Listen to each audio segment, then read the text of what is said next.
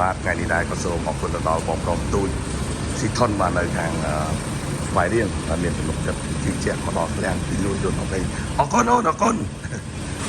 បាទហើយអរគ្នាបាទសូមអរគុណណាស់សម្រាប់ការជឿជាក់មកដល់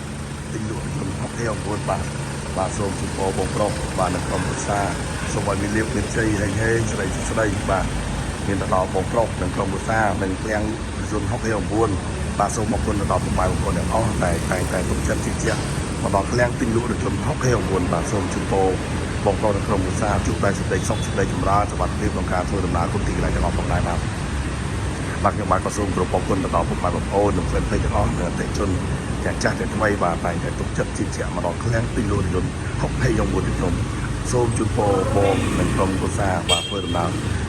សុខភាពគ្រប់ទីកន្លែងទាំងអស់ផងដែរបាទសូមអរគុណសម្រាប់ការជឿជាក់មកដល់ឃ្លាំងទីលក់រថយន្ត29បាទសូមឲ្យមានលៀបមានជ័យស្រីស្ដីទាំងអស់គ្នាហេងហេងចូលហេងទាំងអស់គ្នាផងដែរបាទហើយសម្រាប់ពុកម៉ែបងប្អូននិងប្រិយមិត្តទាំងអស់ដែលមានបំណងចង់មករថយន្តថ្មីយកទៅប្រើប្រាស់ឬក៏យកទៅលក់បន្តបាទសូមកុំភ្លេចជាមួយនឹងឃ្លាំងទិញលក់រថយន្ត29បាទដែលមានទីតាំងនៅបណ្ដោយផ្លូវ2004ខាងត្បូងភ្លើងស្តុបផ្សារសេនជូរីប៉ារ៉ាម៉ែតបាទមានច្រើនគ្រឿងច្រើនជម្រើសផងដែរបាទសូមអរគុណសម្រាប់ការទុកចិត្តមកដល់ឃ្លាំងទិញលក់រថយន្ត29បាទសូមអរគុណបាទ